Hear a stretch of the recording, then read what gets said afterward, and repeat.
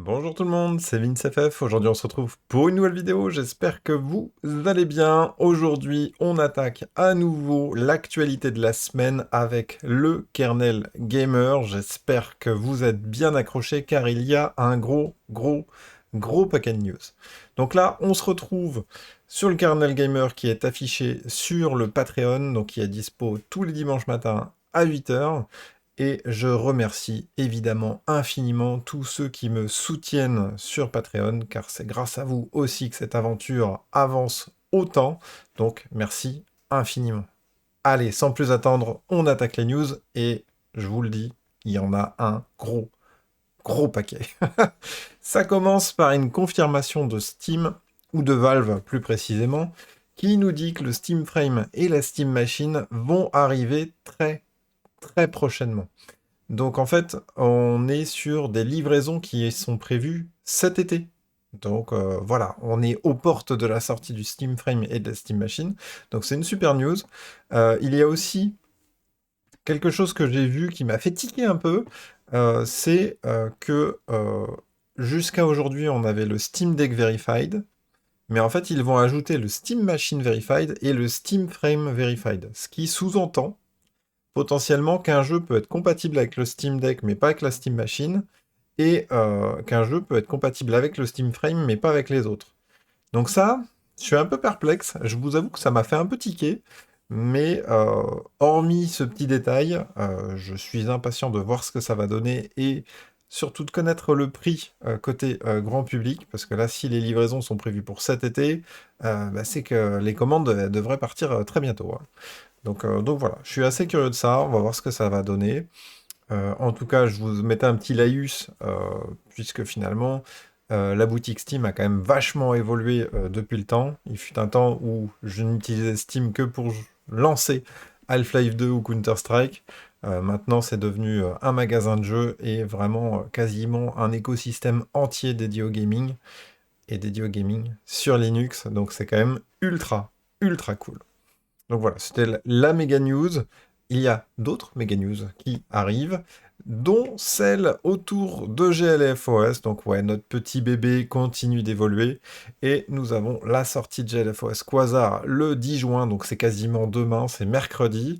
À noter que ceux qui sont déjà sur GLFOS vont sûrement avoir la mise à niveau entre le 9 et le 10.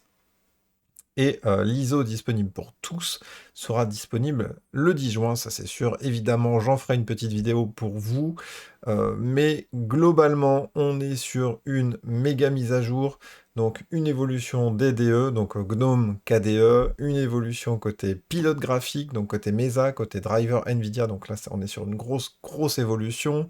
Côté DaVinci Resolve, on fait aussi une belle évolution pour ceux qui ont des cartes graphiques AMD, avec l'intégration de ROCm maintenant faite maison.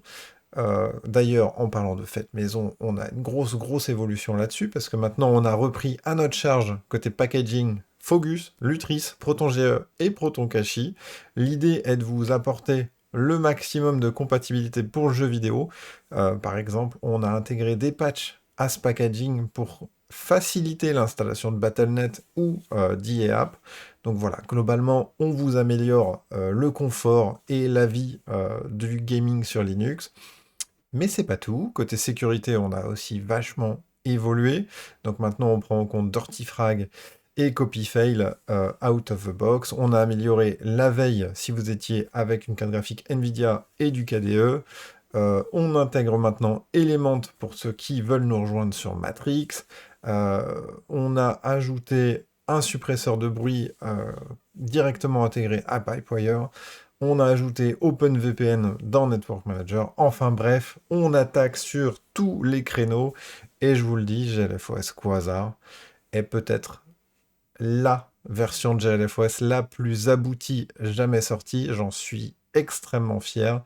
Et je pense que toute l'équipe autour de GLFOS est super fière du boulot qui a été réalisé sur ces 3 derniers mois. Et je remercie infiniment cette équipe qui est incroyable. Et j'ai extrêmement hâte d'ores et déjà de vos retours. J'espère que vous kifferez l'expérience autant que moi je kiffe cette aventure. Sinon, cette semaine, on a eu le State of Play côté Sony. Donc, comme tous les ans, On a finalement des conférences donc autour du gaming. Et là, on a eu la conférence Sony, donc qui était pas incroyable, incroyable, mais on a eu quand même quelques petites surprises qui m'ont fait vibrer un petit peu, comme le jeu d'horreur Hill qui a l'air incroyable, ultra gore, franchement j'en bavais, et, visuellement bluffant.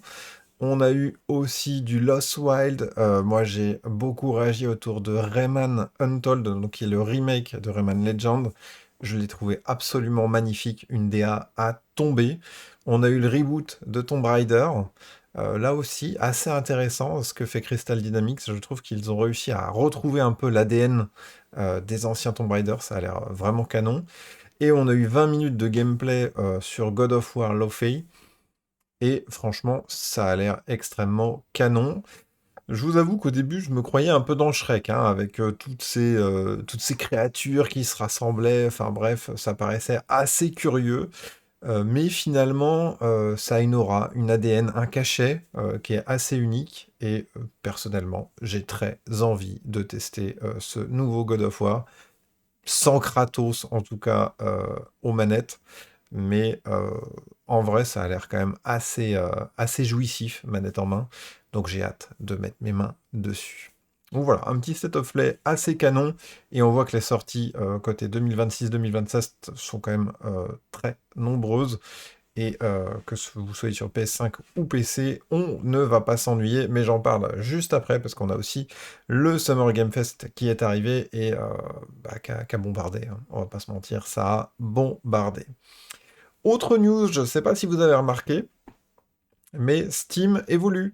La boutique d'ailleurs de Steam évolue, donc on a des nouvelles avancées qui sont assez cool. Personnellement, je trouve que l'ergonomie était complètement pourrie du magasin Steam. Aujourd'hui, c'est plus simple, plus accessible. On retrouve plus facilement le calendrier des prochaines sorties et on a un accès finalement aux jeux qui pourraient potentiellement vous intéresser beaucoup plus rapidement, beaucoup plus naturellement, j'ai envie de dire. Puisque c'est vrai que sur Steam, on a quand même énormément de sorties toutes les semaines, tous les mois. Et finalement, retrouver une pépite ou un jeu qui pourrait vous intéresser, c'est souvent un capharnaüm. Et il vaut mieux s'informer, se documenter ailleurs que sur cette boutique. Et après, on l'achète sur Steam.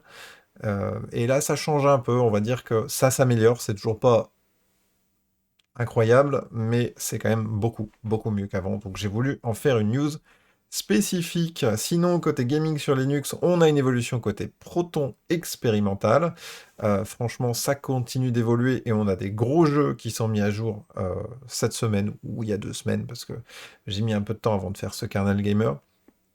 Avec une belle mise à jour côté Crimson Desert et côté Forza Horizon 6, donc deux très gros jeux. On a aussi Shogun Total War qui est pas mis à jour, mais en tout cas où la compatibilité sous Linux est améliorée.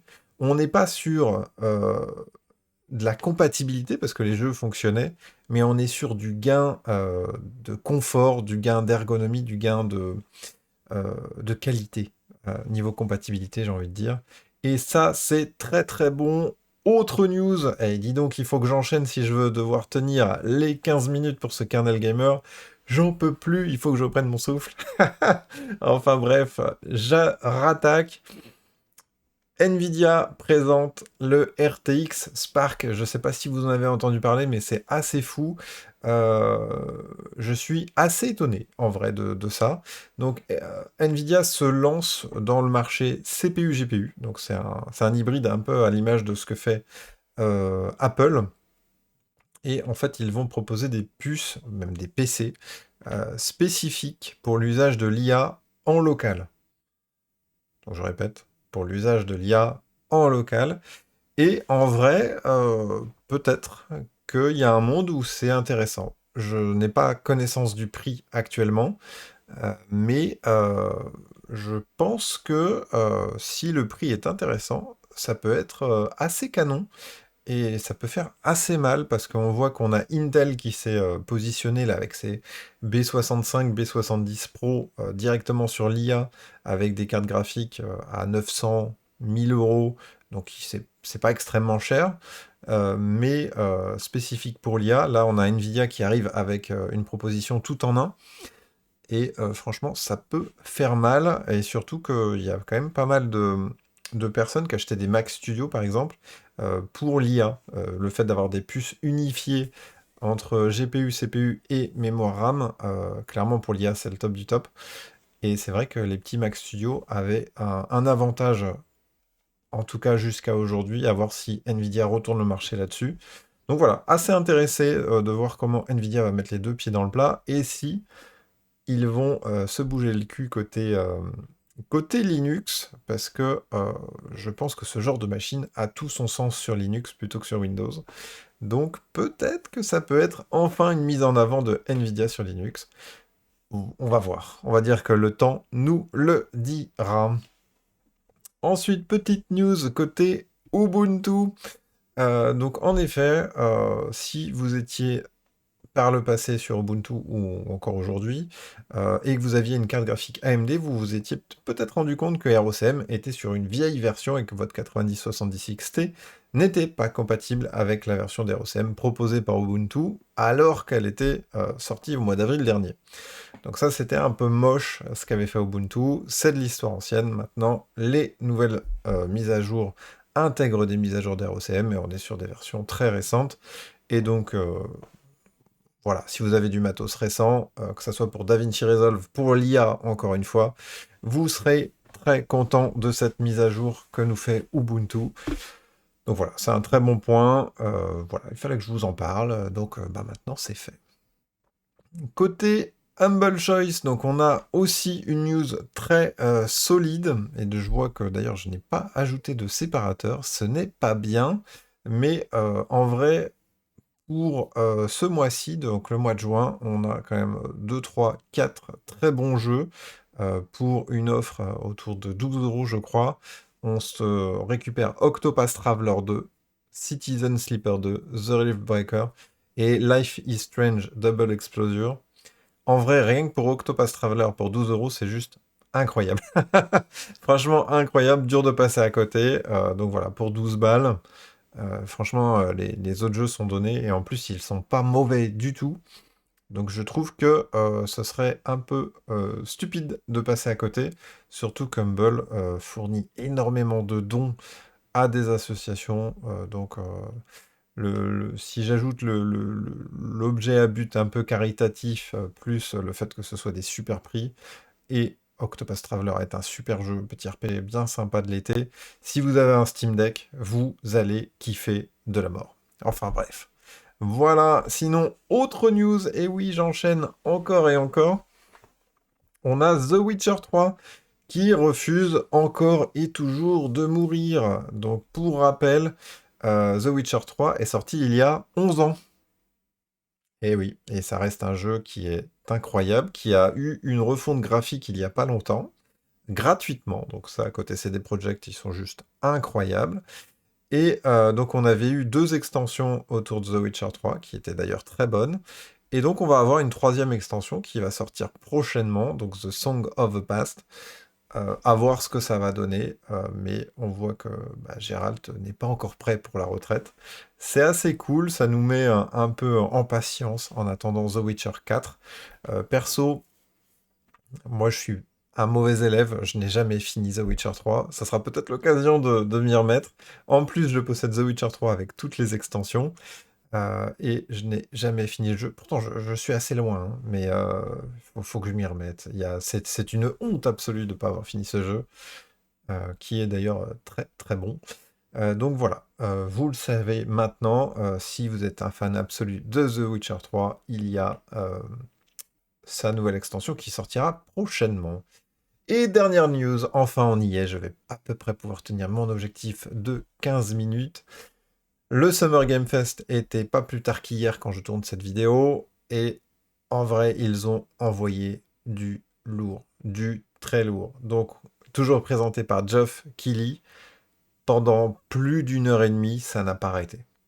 Boum, boum, boum. Des nouveaux jeux, en veux-tu, en voilà. C'était assez varié, même si vous allez voir qu'il y a quand même une constance, j'ai envie de dire presque. assez étonnant par rapport aux autres années, mais j'en parle juste après. Mais en vrai, ce qui m'a le plus marqué, la sortie du prochain Resident Evil, Code Veronica, donc c'est un remake, mais franchement, il a l'air très canon. On a The Wolf Among Us 2, donc ça, ils en ont fait un peu des caisses, mais de ce que je vois sur Internet, il y a l'air d'avoir une hype autour de ça. Moi, j'avais pas fait The Wolf Among Us, le premier du nom, donc je ressens pas cette hype. On a Final Fantasy VII, donc la partie 3, Révélation. Ça, franchement, je suis très, très, très hype. Même si le 2, finalement, Rebirth, m'avait pas convaincu à 100%, j'ai quand même 110 heures dessus. Donc voilà, je ferai forcément Révélation. On a un Tortue Ninja, donc The Last Ronin, donc il ne reste plus qu'une des 4 tortues, fait par Platinum Games, ça a l'air incroyable, franchement ça a l'air très très bon. On a une extension pour Mafia, moi j'ai adoré The Old Country.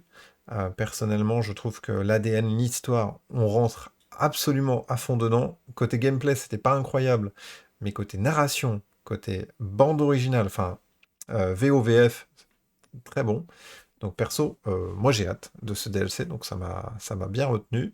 On a un nouveau Stellar Blade qui va sortir, alors que le dernier Stellar Blade est finalement pas si vieux. Et on a Monster Hunter qui refait parler de lui avec le prochain pass d'extension, donc le nouveau DLC. Donc apparemment, ça va être une massive extension, comme ils appellent ça. Donc, enfin, un deuxième jeu dans le jeu, quoi. On va dire ça comme ça. Perso, je suis assez hype. J'ai pas beaucoup joué à Monster Hunter. D'ailleurs, j'ai pas fini l'histoire, pour être tout à fait honnête. Mais il y a quelque chose dans ce jeu. Il y a un truc. Il y a une ADN, il y a une patte, et je pense que cette nouvelle extension va peut-être relancer le jeu comme jamais. Et donc, j'y crois à 100%, et peut-être que ça va me pousser aussi à me mettre dedans. C'est vrai que moi, j'enchaîne des heures et des heures sur Diablo actuellement. Si je les mettais sur plusieurs autres jeux, ça pourrait être aussi intéressant. Mais bon, c'était pas tout. On a aussi Blood Message qui m'a vraiment fait de l'œil. On a, franchement, Blood Message, c'est un jeu de samouraï un peu, hein. Euh, Grosse claque. Visuellement, grosse claque. Après, je fais attention parce que entre les images parfois qui sont présentées et le jeu réel, il y a un monde. Mais grosse claque quand même. Euh, Enfin bref, on a eu quand même beaucoup de jeux. Il y a eu Control aussi, que je voulais évidemment mettre en avant, Control 2. Il faut que je fasse le premier. Et on a eu Guild Wars 3, donc, qui a fait plaisir à un des membres sur le Matrix, évidemment. Et franchement, si je fais la liste de tout, moi ce que je kiffe, c'est que globalement, la majorité des annonces qui ont retenu mon attention et qui y avait, c'est clairement orienté sur des jeux solo à forte expérience. Ça fait extrêmement plaisir, ça change de l'expérience passée où on avait des jeux service à la con, d'ailleurs qui foirent totalement, ou un max de jeux multijoueurs. Là, on revient sur une expérience jeu solo. Moi, perso, c'est ce que je joue le plus. Et franchement, je peux pas m'en plaindre. Je trouve ça très bon de revenir sur des expériences solo qui en mettent plein la vue, quoi, tout simplement. Donc voilà, c'était tout pour ce Kernel Gamer. J'espère vraiment que cette sélection vous aura plu, que vous ayez kiffé le fait que je vous l'annonce en vidéo. Si vous voulez retrouver ces news et juste les lire, c'est disponible tous les dimanches à 8 h sur le Patreon. C'est gratuit, donc n'hésitez pas. Et je remercie à nouveau ceux qui me soutiennent pour tout le travail autour des kernel gamers, de la chaîne YouTube, de GLFOS ou de Gaming Linux FR dans son ensemble. Vous êtes super, vous êtes incroyable parce que vous me donnez une motivation comme jaja, comme jamais. En tout cas, je vous souhaite une bonne fin de dimanche et bon courage pour la semaine prochaine. Très bonne semaine à tous. Ciao!